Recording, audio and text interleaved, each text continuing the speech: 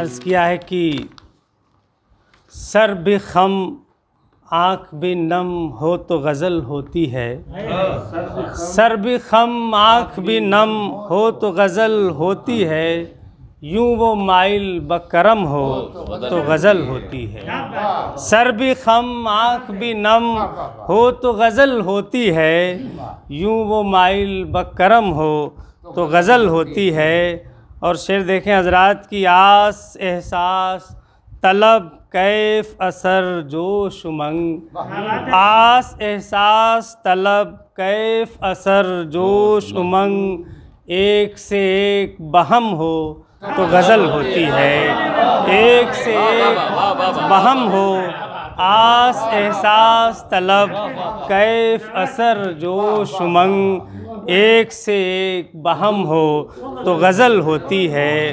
اور شعر دیکھیں حضرات کی، شعر کیا شعر، شعر کیا شعر اگر دل میں نہیں سوز و گداز، شعر کیا شعر اگر دل میں نہیں سوز و گداز، کرب ہو درد ہو غم ہو تو غزل ہوتی ہے۔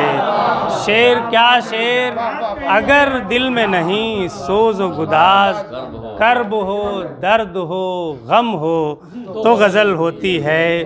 اور زندگی بھر جو ستم پر ہی ستم کرتا رہا، زندگی بھر جو ستم پر ہی ستم کرتا رہا، اس کی جانب سے کرم ہو تو غزل ہوتی ہے، اس کی جانب سے کرم ہو تو غزل ہوتی ہے۔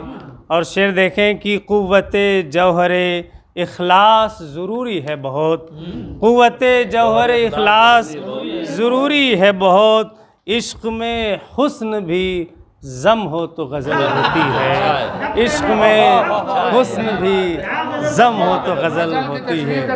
قوت جوہر اخلاص ضروری ہے بہت، قوت جوہر اخلاص ضروری ہے بہت، عشق میں حسن بھی ضم ہو تو غزل ہوتی ہے۔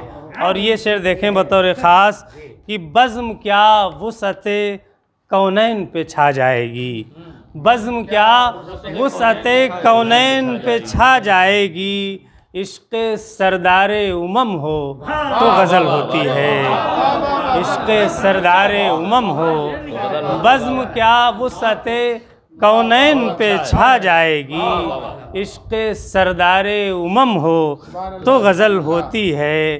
اور آخری شعر ہے کہ سینہ بحر تخیل میں ہو نایاب گوہر، سینہ بحر تخیل میں ہو نایاب گوہر، اور غواص قلم ہو تو غزل ہوتی ہے، سینہ بحر تخیل میں ہو نایاب گوہر، اور غواص قلم ہو تو غزل ہوتی ہے۔